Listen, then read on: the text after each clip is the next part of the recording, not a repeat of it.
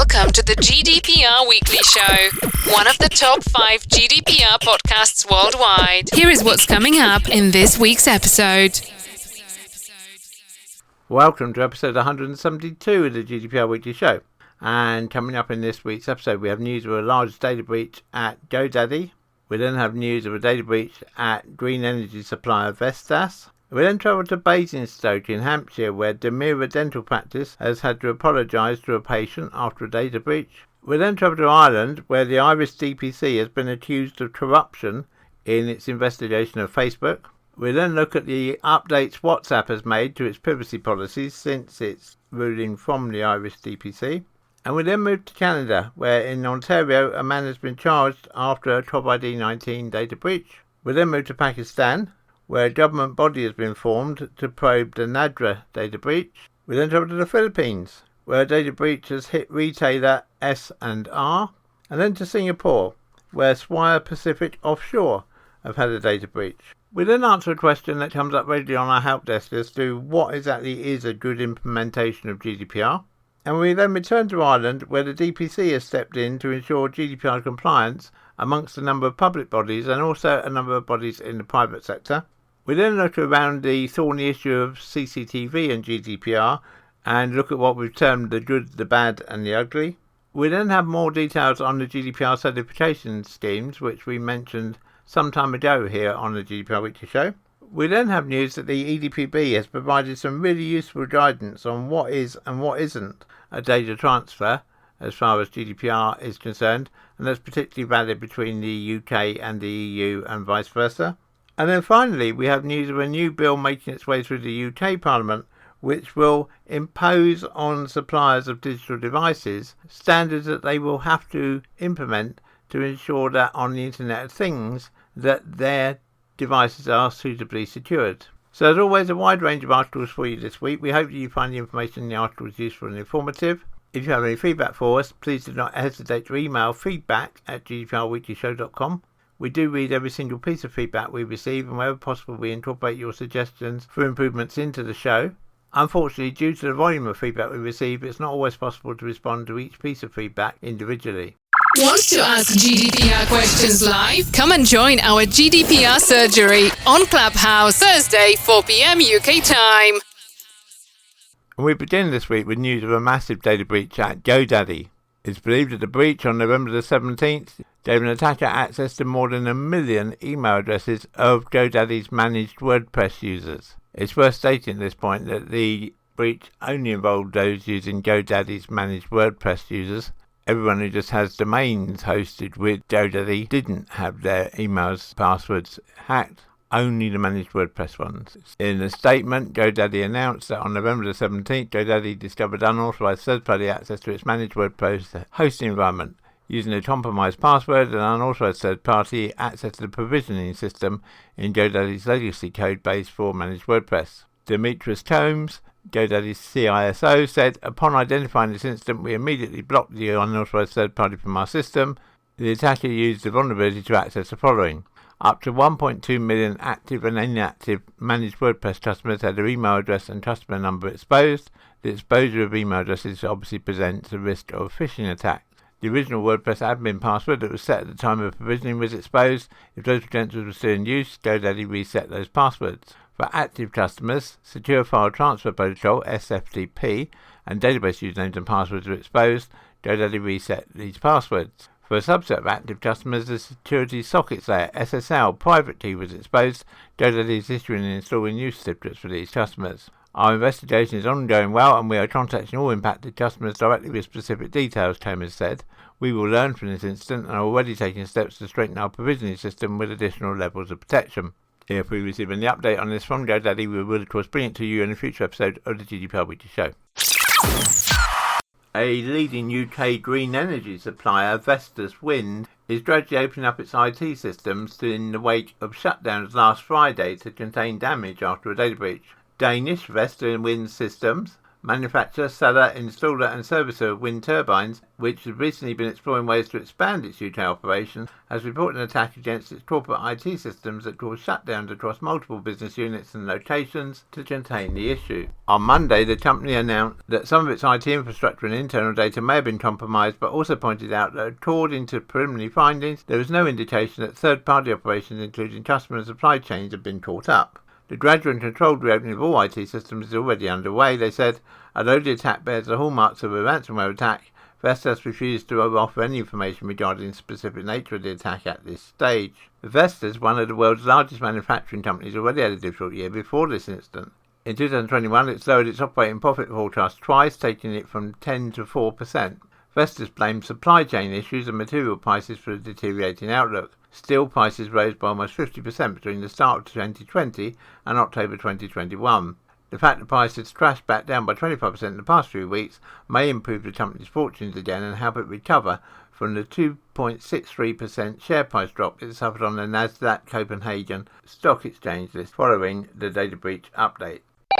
Contact us on helpdesk@gdprweeklyshow.com. To Basingstoke now, and a dental surgery in Basingstoke, which was accused of passing on confidential information about a patient, has apologised to the patient concerned.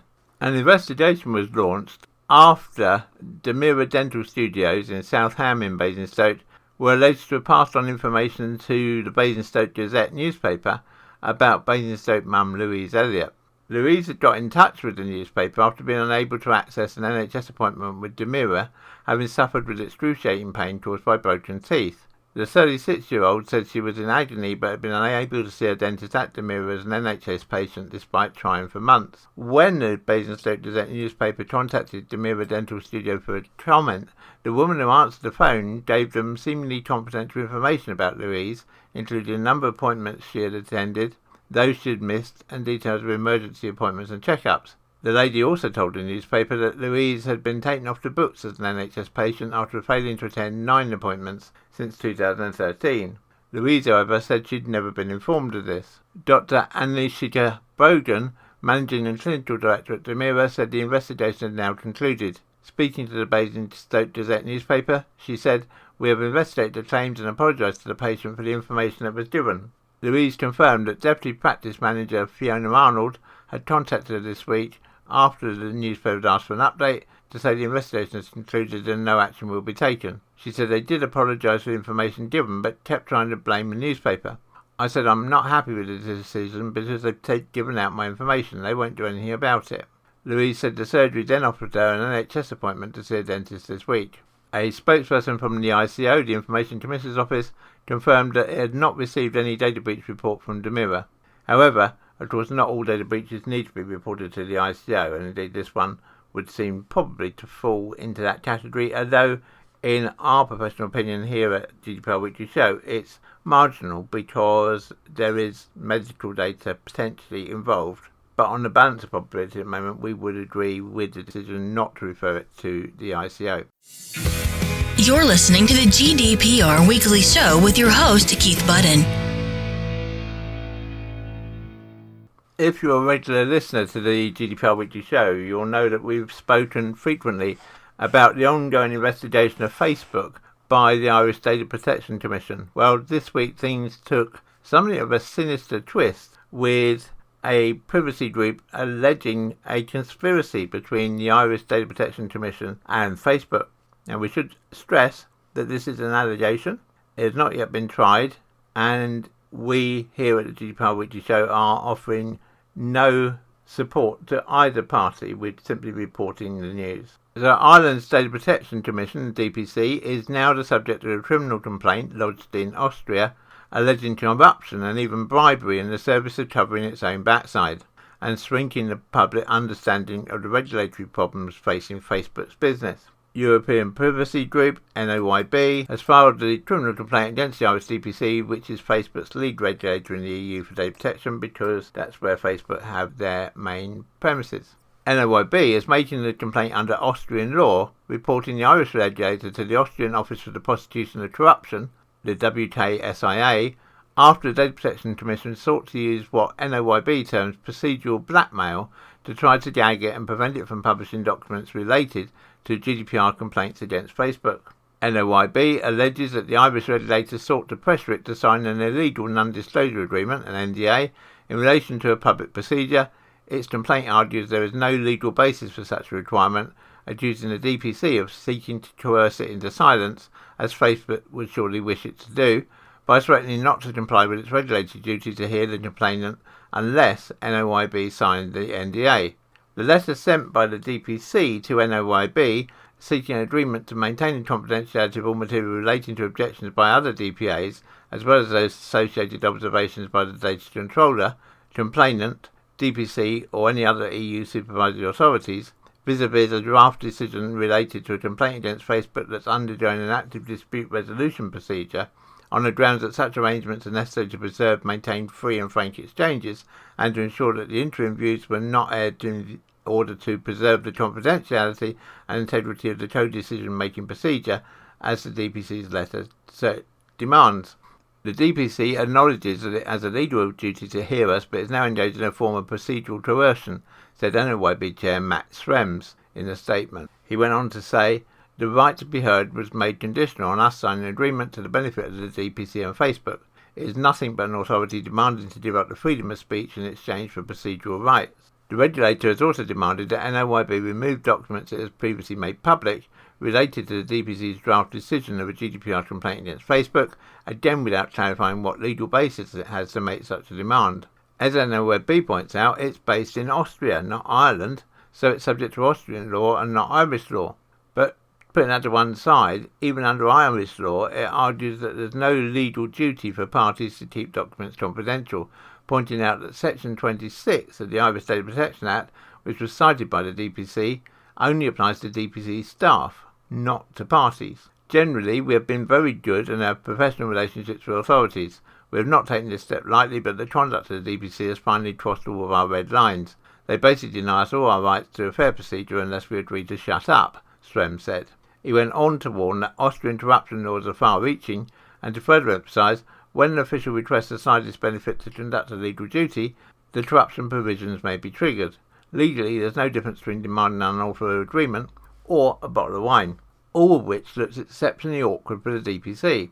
The DPC already agreed to swiftly finalise another fractious complaint made by Schrems, this one relating to Facebook's EU-US data transfers, and which dates all the way back to 2013. And again, if you're a regular listener to the GDPR Weekly Show, you'll know that we've covered that several times, the way that it effectively made the EU-US privacy shield invalid, and is why now all these contracts now have to be rewritten with standard contractual clauses. Last month, NOYB published a draft decision by the DPC in relation to another, slightly less vintage complaint against Facebook, which suggested that the tech giant's lead EU data regulator intended not to challenge Facebook's attempt to use an opaque legal switch to bypass EU rules, by claiming that users are actually in a contract with it to receive targeted ads, and therefore arguing that GDPR consent requirements do not apply. The DPC has furthermore suggested a risk slap penalty of $36 million for Facebook failing transparency requirements over the previously mentioned ad contract. That decision remains to be finalised because under GDPR's one-stop-shop mechanism for deciding cross-border complaints, other EU data protection authorities have a right to object to a lead supervisor's preliminary decision and can seek to drive a different outcome. It should be remembered that despite some of these investigations going back almost 3 years, the DPC has yet to make a single final finding against Facebook itself. Its only finding so far has been, of course, its fine against WhatsApp, which is currently subject to an appeal by WhatsApp themselves. However, it should be noticed that WhatsApp have also this week tweaked their privacy policy in response to the DPC penalty, and we'll be discussing that later in this episode of the GDPR Weekly Show. Schrems concluded, "We very much hope that Facebook or the DPC will file legal proceedings against us to finally clarify that freedom of speech prevails over the scare tactics of a multinational and its taxpayer-funded minion.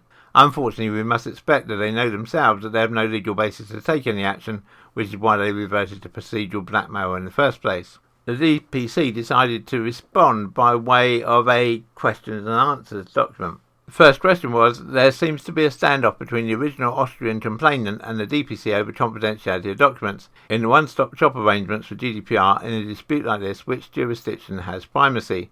where the case was filed, or where it's being processed. The DPC replied, under GDPR, because the relevant data controller, in this case Facebook Ireland, has its main establishment in Ireland, the Irish DPC is what's called the lead supervisory authority, and so has the obligation to investigate and make a preliminary decision about the issues raised in the complaint.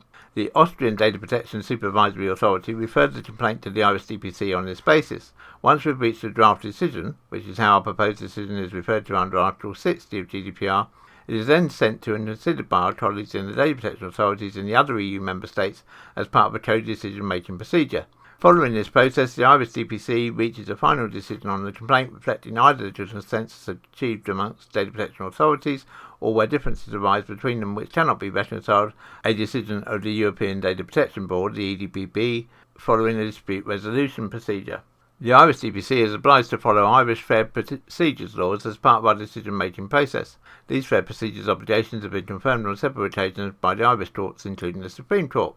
One of the considerations here is that as a matter of fairness to all parties, the integrity of the inquiry process should be respected and the confidentiality of information exchanged between the parties upheld. What we mean by this is that it would be unfair to any party under investigation by a regulator, not just the DPC, if the materials that they provide to that regulator and the regulator's queries to and correspondence with them should be made public before any decision is reached in relation to the matters that are under investigation. This would effectively mean investigation against anybody would be turned into an open public process before any decision is reached about them, and that's not fair, nor has it ever been a feature of regulation in Ireland up to now.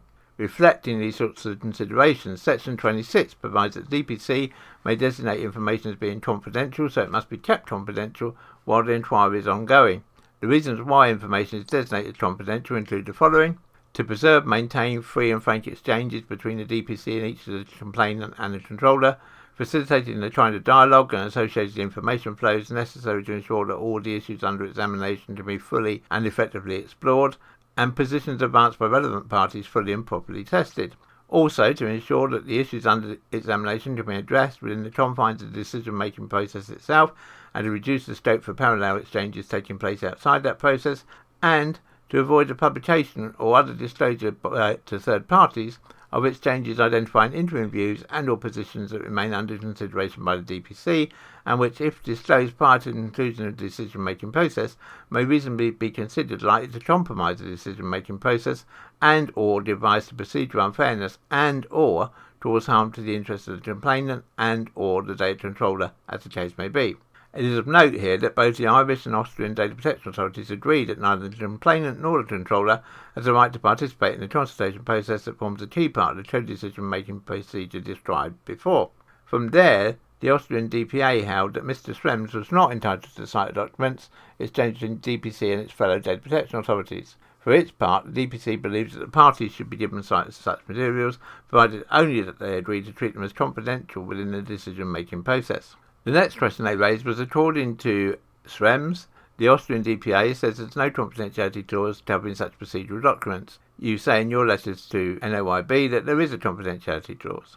As noted, the Austrian authority has made it clear on two separate occasions now that it did not consider that Mr. Schrems was entitled to cite documents exchanged between the DPC and its fellow data protection authorities in the course of the co-decision-making procedure. It has also expressed a view to the DPC that Mr. Schrems would not have been entitled to the draft decision, and accordingly its publication on foot of the equivalent Austrian process could not arise. It was then asked, does the DPC draw on legislation outside the 2018 Data Protection Act regarding confidentiality procedures, and if so, where? To which the response from the Irish DPC was that the Irish DPC draws on its obligations under GDPR, the Irish Data Protection Act 2018, and its constitutional obligation to apply fair procedures. And then NOIB says the paragraphs of the 2018 Act the DPC cites apply only to relevant person, which includes DPC employees and contractors. Is this correct, or is there another section of the Act that applies to parties in a complaint too? To which the DPC has replied, one of the legal obligations on the Irish DPC is under Section 26 of the Data Protection Act 2018. This requires that relevant persons, which include officers of the DPC, must not disclose confidential information unless it is required, for example, by fair procedures obligations as explained before, or is permitted by law. Even then, however, the DPC must balance its obligations to protect confidential information against the complainants' and data controllers' rights to fair procedures. In practical terms, the DPC is bound to take all reasonable steps to ensure that the confidentiality of such material is upheld in its own hands, but also when it passes to the hands of a third party. To put it another way, the DPC can't comply with its obligation to protect confidential material in its own hands if it then passes the same material to a third party without any restriction, knowing or reasonably believing there's a strong likelihood the third party would put it in the public domain. So then the DPC was asked what happens in this case if Mr. Schrems declines to give an undertaking actionable in the Irish court. There will be no more publication of documents. 10 the objections phase and the final decision proceed without Mr. Schrems or NOYB, the complainant, receiving documents. To which the DPC replied, as we previously mentioned, neither the complainant nor the controller are afforded an active role in the co-decision making procedure described before, save to the extent that, for reasons derived from Irish procedural law,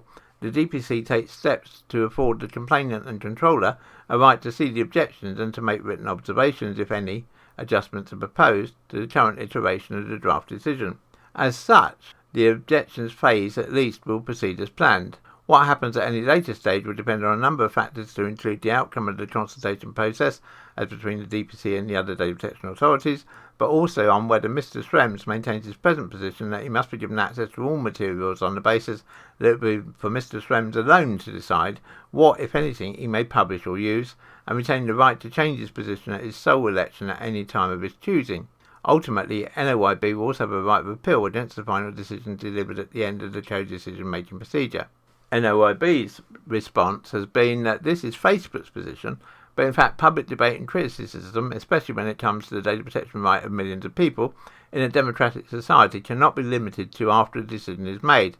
In fact, it's crucial that parties and the public can form an opinion during the decision-making process, as a default political, regulatory or court procedures are therefore open to the public, unless there are serious grounds to limit information. The DPC take the view that by default the public and parties may not voice concerns or just get informed about the procedure before it's too late.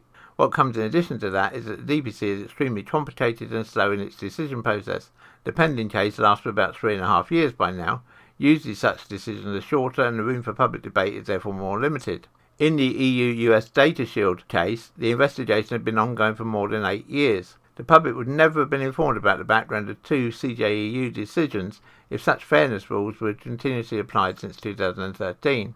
On the issue of the cooperation negotiations between the Irish DPC and the Austrian DPC, NOYB says the Austrian DPA in fact only takes the view that the cooperation process under Article 60, paragraphs 3 to 5 of GDPR is not open to both parties. The DPC instead explicitly says that both parties have a right to be heard in its letters. We urge that both DPAs come to a consensus, but it seems they were unable to reach a consensus. There is now a situation where the Irish DPC takes the view that there is a role for the parties, but the documents are secret, and the Austrian DPA takes the view there is no role for the parties, but if there would be a role, the Austrian DPA would make the documents usable for anyone. This battle between Schrems and the Irish DPC, we suspect, is going to rumble on and on. So whenever we get any further news, we will bring you updates in future episodes of the GDPR Weekly Show.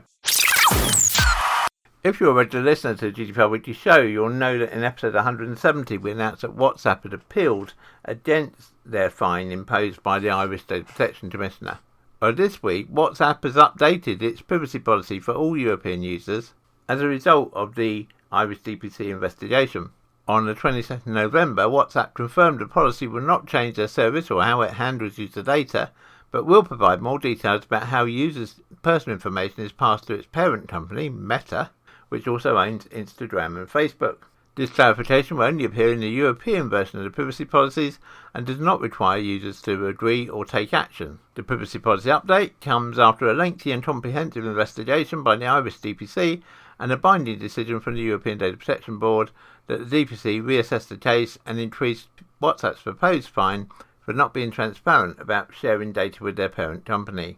On its Help Centre, WhatsApp specifies that it shares certain categories of information with Meta companies like account registration information, transaction data, service-related information, mobile device information, business interactions on its services, and other points of information based on consent.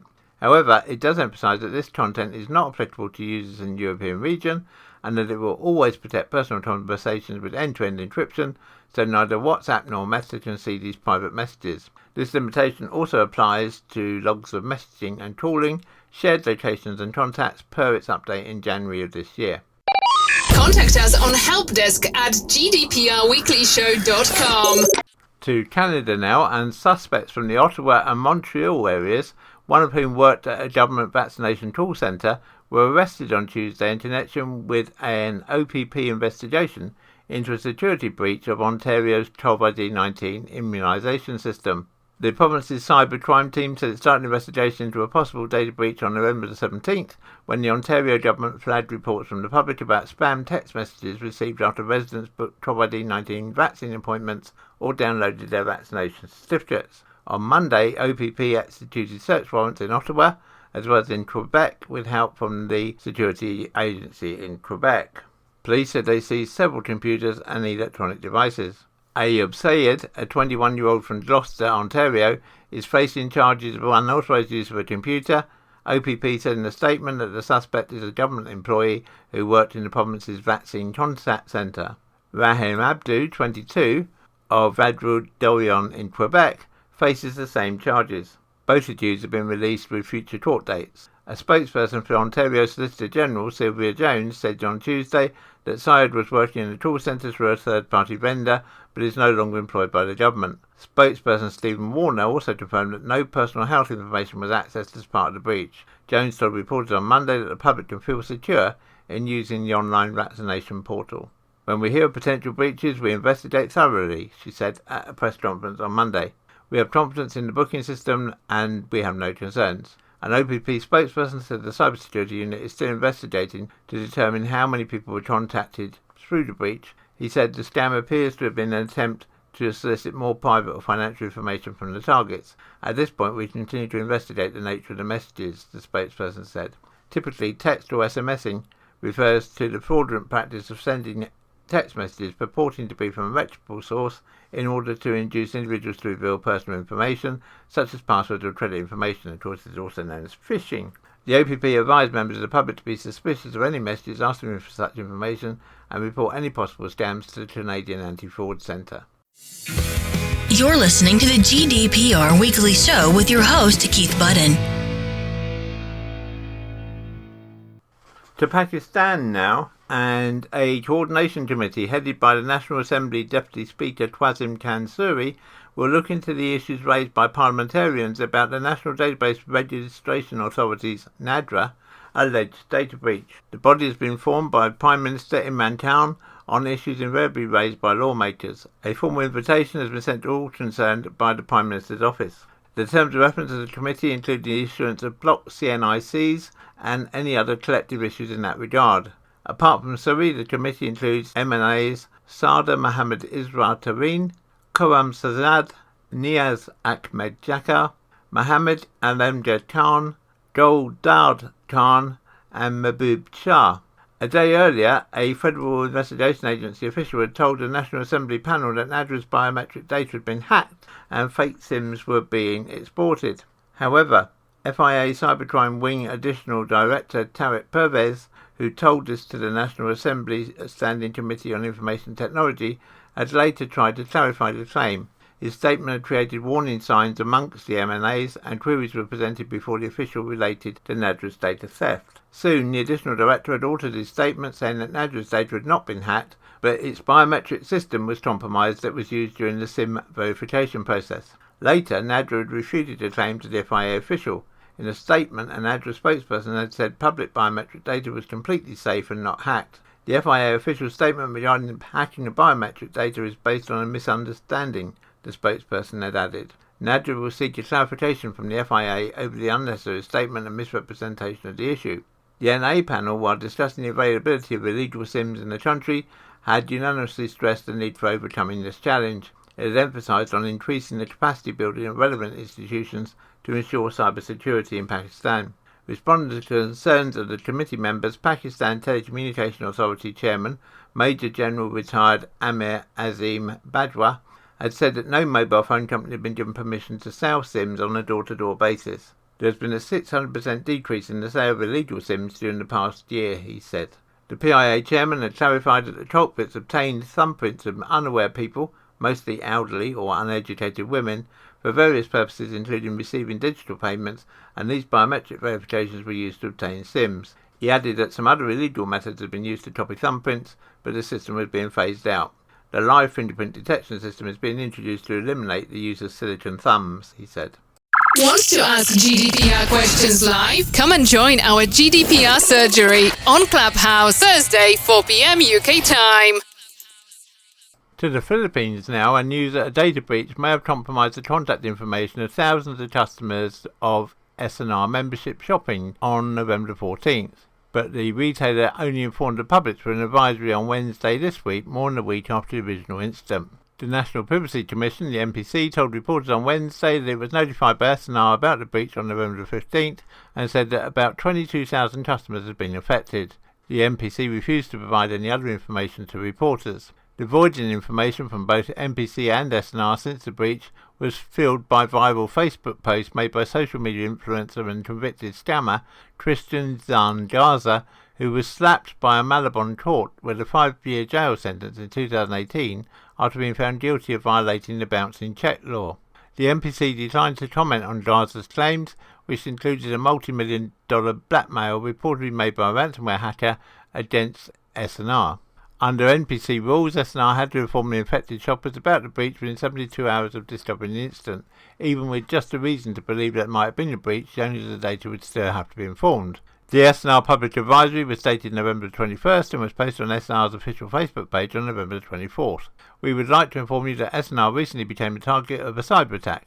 Our team acted immediately and decisively to implement our cybersecurity protocols that enabled us to resume our system's operations, it said.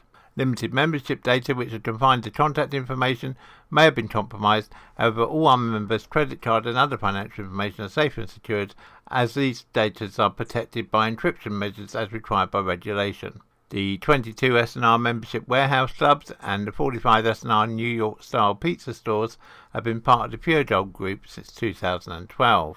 If we receive any update on this, we will of course bring it to you in a future episode of the GDPR Weekly Show.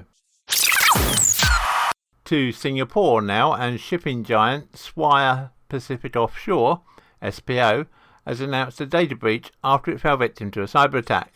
The shipping line, which is headquartered in Singapore, said in a press release that it had suffered unauthorised access to all of its IT systems. It said, the unauthorised access has resulted in the loss of some confidential proprietary commercial information and has resulted in the loss of some personal data. While the company didn't share any details about the cyber attack, it did note that the incident was reported to the relevant authorities, including Singapore's Personal Data Protection Committee. Swire Pacific Offshore also said it had taken measures to reinforce existing security protocols and mitigate further attacks. It also reported that none of its global operations were affected. Swire Pacific Offshore said that it takes a serious view of any cyber attack or illegal processing of data or any unlawful action that potentially compromises the privacy or confidentiality of data and will not be threatened by such actions. Swire Pacific Offshore is also working closely with data security experts to investigate the incident and determine what further actions it may need to take and will take all necessary steps to protect its customers and staff now and in the future. Swire Pacific Offshore is part of the Swire Group, a global conglomerate whose portfolio includes Cathay Pacific Airways. If we get any update on this from Swire, we will of course bring it to you in a future episode of the GDPR Weekly Show. You're listening to the GDPR Weekly Show with your host, Keith Budden. We sometimes get asked what you should really do to try and make sure that you're as compliant with GDPR as you can be. And so we thought we'd just put a few headlines together, and maybe in the next few weeks we will expand on them. But our headlines really were, obviously, first of all, you need to make sure you've registered with the ICO and paid the appropriate fee. Now, that might seem obvious, but only something like 22% of companies have registered. So there are plenty of you out there who haven't. And if that applies to you, do go to the ICO website and make sure that you register. It has a self-assessment form to fill in, which will tell you how much you need to pay.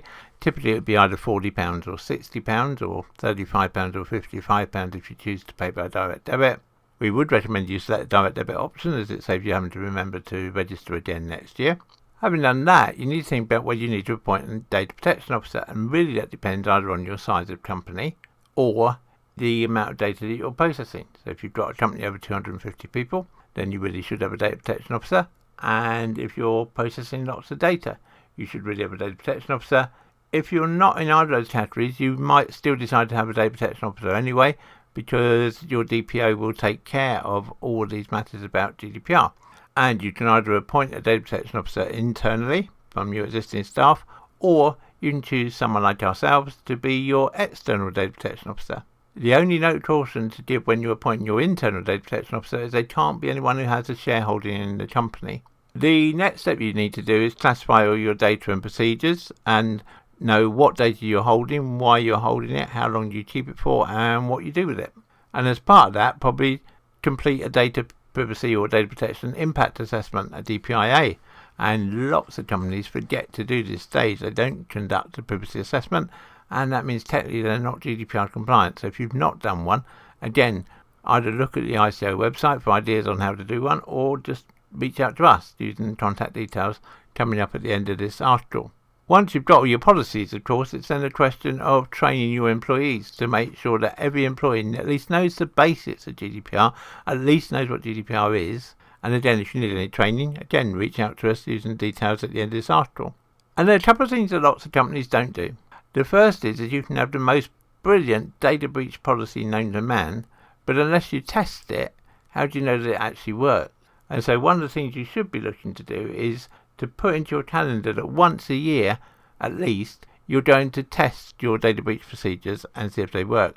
And the other thing we would always recommend is that you have an annual audit of your GDPR compliance. And that means getting someone like yourselves to come in, look at what you're doing and decide to say you're doing it all right, great, or you've got some areas where you need to improve. And again, then we can work with you to improve those areas. So if you need help with any of those items that we've just discussed, then please do reach out to us using the contact details that are coming up right now.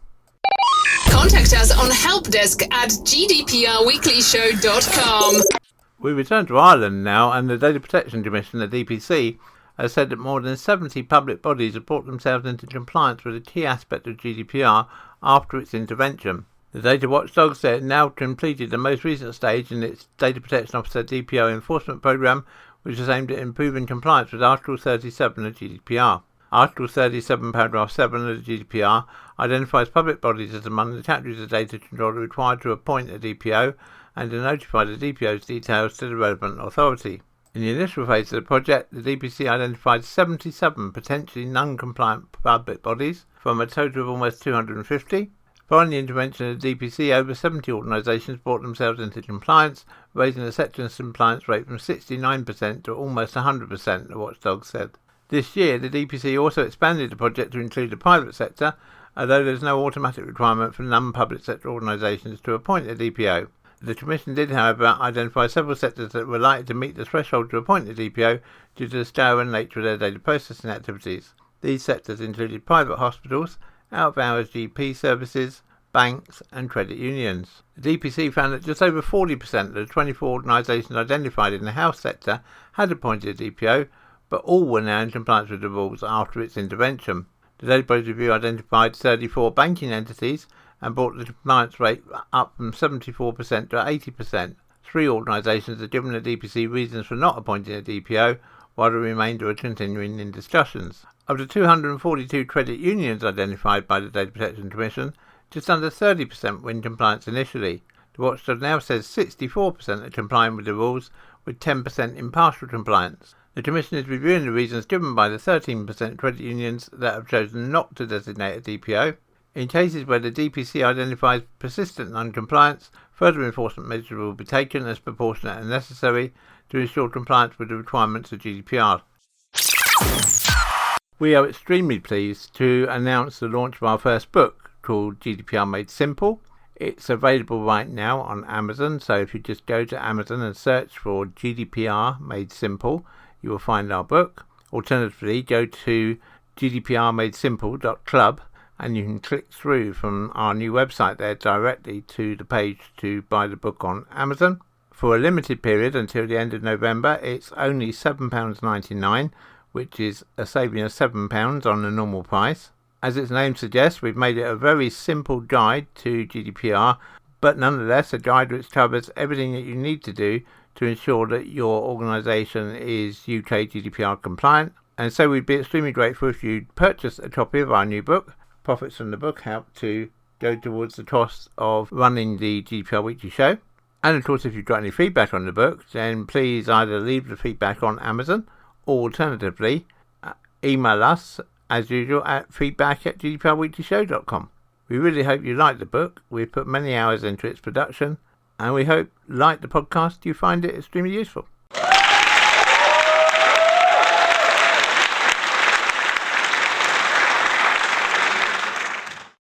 We thought it was worth spending a few minutes talking about CCTV because it's one of those areas that under GDPR becomes a bit grey sometimes as to what is covered and what isn't covered, what can you do, what can't you do, and so on. And it's also fair to say that we're starting to see an increase in the amount of CCTV systems which are incorporating at least some degree of artificial intelligence. This is all great, it has great benefits in terms of security and so on, but does mean that video surveillance controllers need to be mindful of how they handle this sensitive consumer data in line with GDPR and the Data Protection Act 2018. So, just like any other form of data, CCTV data has to be capable of identifying specific individuals, and if it does, then it's required to be handled in a secure, transparent, ethical and lawful manner. A lack of compliance can leave you open to severe punishments from the data protection authorities, in our UK case the ICO. If we come over to Germany, then for example earlier this year, computer electronics retailer Notebook Bilger was handed a €10.4 million GDPR fine over non-compliant video monitoring of its employees. The reason for the enforcement was because under GDPR guidelines, video monitoring was done without a proper legal basis and went on significantly longer than necessary. So what that means is if you suspect one of your employees is pilfering, for example, you are quite legitimate to set up CCTV within the workplace to try and spot them in the act. However, once you've identified the culprit and or you've run it for a reasonable period of time, let's say 3 months, and you haven't identified anybody, then you don't have a right to keep it there under GDPR anymore. You should really remove it. But with this increased intelligence within CCTV systems, all next-generation video surveillance systems are required to have the necessary safeguards in place to protect consumer privacy and security in accordance with GDPR.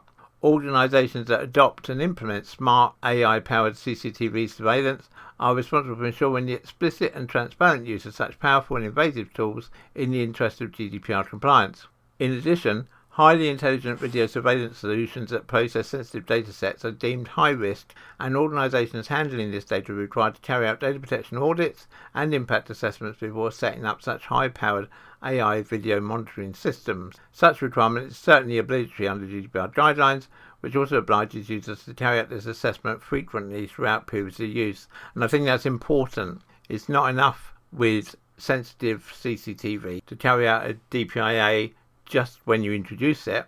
You need to build that in, so maybe every 6 months you are revisiting that DPIA to see whether what you have in place now is still adequate. So fundamentally, AI-based video surveillance solutions need to contain privacy by design safeguards that provide that much needed protection for the data subjects, as well as having regular external GDPR compliance audits to prove their solutions withhold the standard of operation set out by the European Data Protection Regulatory Body, the EDPB.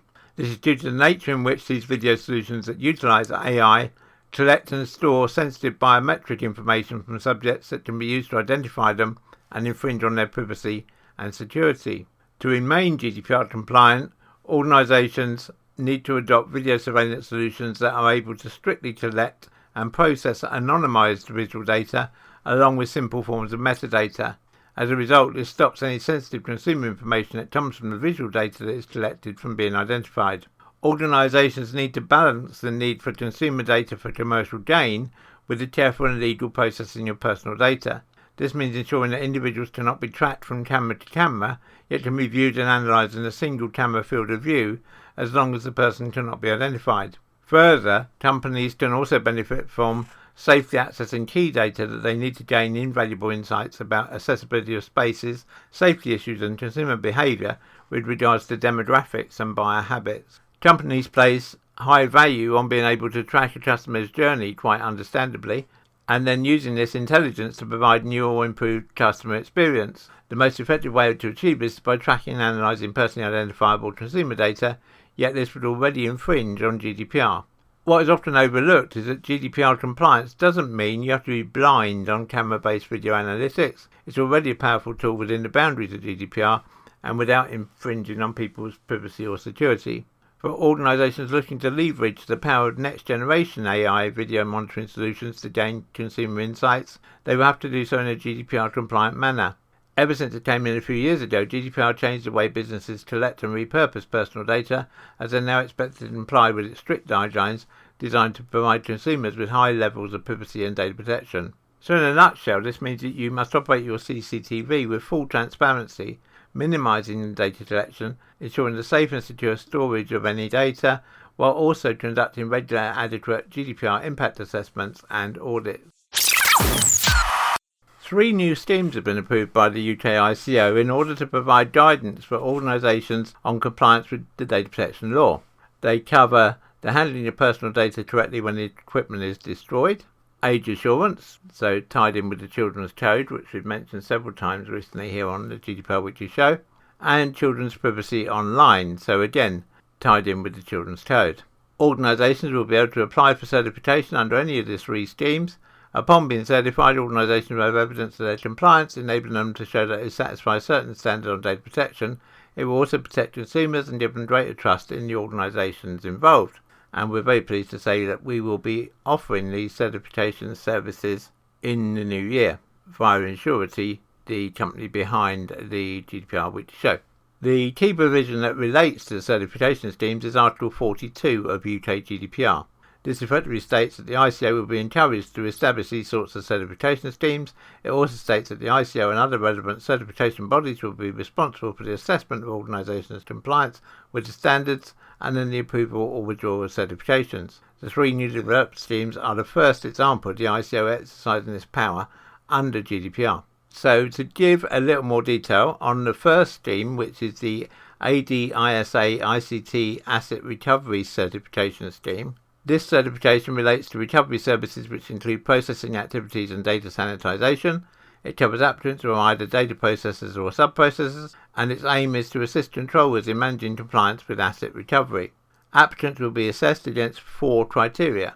First, their business credentials. This includes credit scores, insurance details and other business requirements. Secondly, their UK GDPR and UK Data Protection Act 2018 compliance. This is an overview of general compliance, which includes incident and data breach management and information governance. Their risk management. This includes assessment of an organisation's logistics and data sanitisation.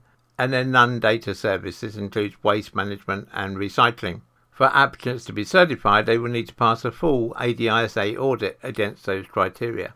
If we turn now to the Age Check Certification Scheme, the ACCS, this scheme is relevant to all age check providers covering a range of age determination, age categorisation and age estimation. This certification will be used to ensure that age check systems are effective. This is vital for organisations that provide anything, goods, services or indeed content, that is age related.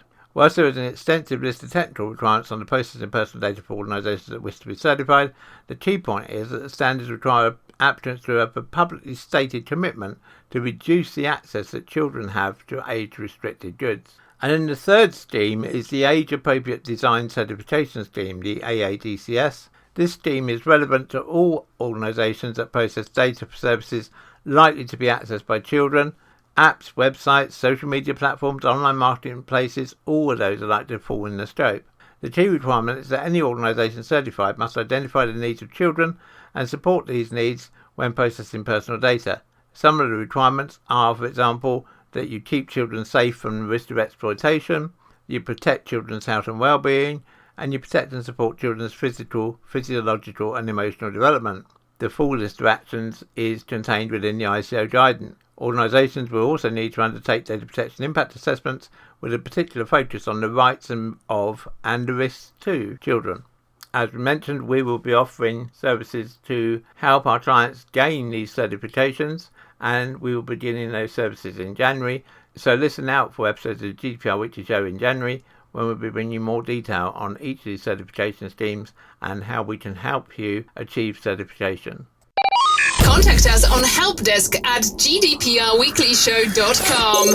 The EDPB has issued some additional guidelines on what is and what isn't considered a transfer of data as far as transfers between the UK and the EU are concerned.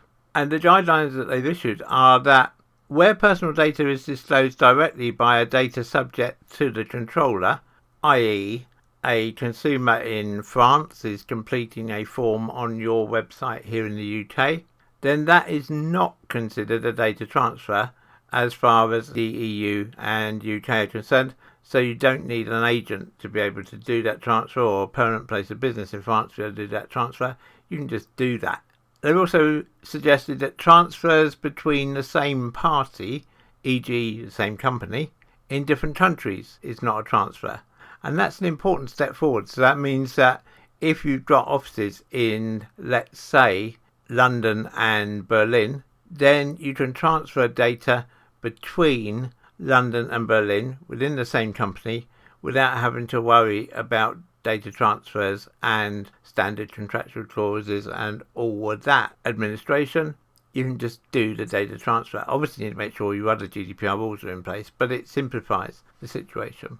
They're also suggesting that EU-based employees of EU companies accessing company personal data in a third country is not a transfer. What do they mean by this? They mean that if you're based in the EU and one of your staff comes to the UK and your staff log on to your work system whilst they're here, then you don't need to worry about any additional paperwork for them to be able to do that. The same's true, by the way, if either from the UK or the EU, one of your staff goes to the USA, and whilst they're there, they need to access your systems back here in either the UK or the EU.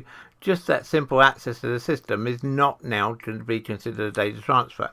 However, what are to be considered transfers are situations where a processor in the EU sends data back to a controller outside of the EU who's not subject to GDPR. So, i.e., because the processor is within the EU and so is liable to GDPR, but the controller isn't, let's suppose again they're in the USA, then you do need standard contractual clauses and so on in place to be able to process that data legally.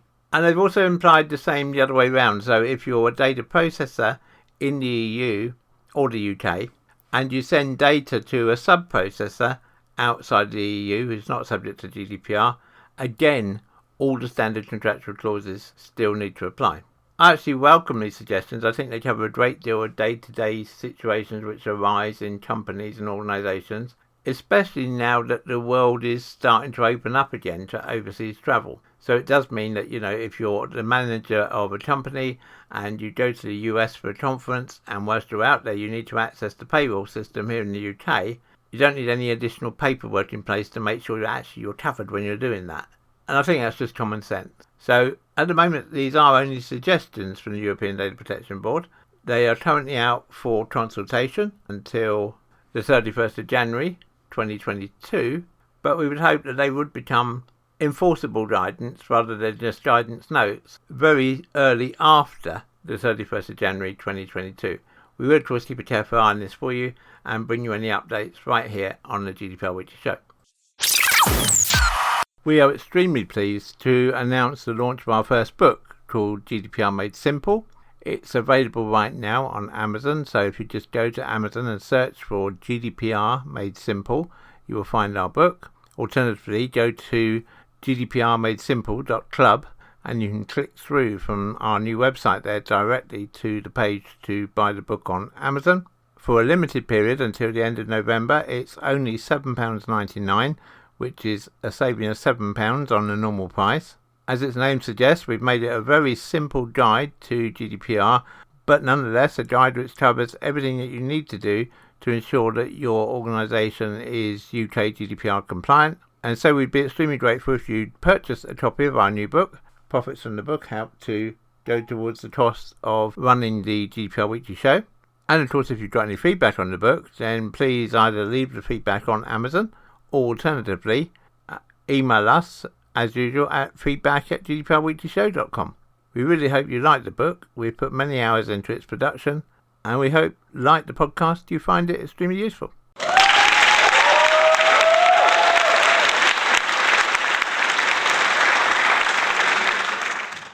And finally this week we have news that the UK government is introducing a cyber bill designed to clamp down on unsecure devices. The law could prevent the sale of smartphones, TVs, speakers, toys and other digital devices that fail to meet minimum security requirements. Companies could be fined up to £10 million or 4% of their global turnover if they sell digital products that fail to protect customers from being hacked. Manufacturers, importers and distributors of digital technology will be required to make sure their new devices meet new security standards under a new law proposed by the UK government, with heavy fines for those who fail to comply.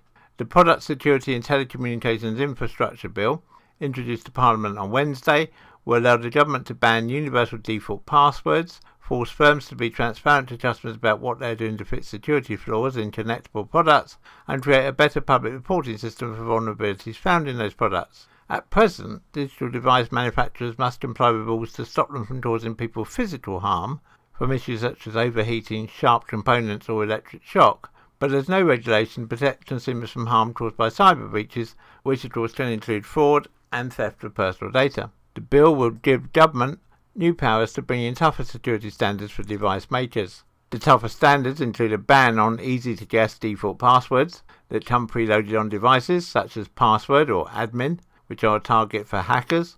All passwords that come with new devices will need to be unique and immune to resets from universal factory settings. The new law will also require connectable product manufacturers to tell consumers at the point of sale and keep them updated about the minimum amount of time a product will receive vital security updates and patches. If a product does not come with security updates, that must be disclosed to the customer at the time of purchase. This will increase people's awareness about when the products they buy could become vulnerable so they can make better informed purchasing decisions, the government says. It's believed that nearly 80% of the firms targeted by the bill do not have any such system in place at the moment.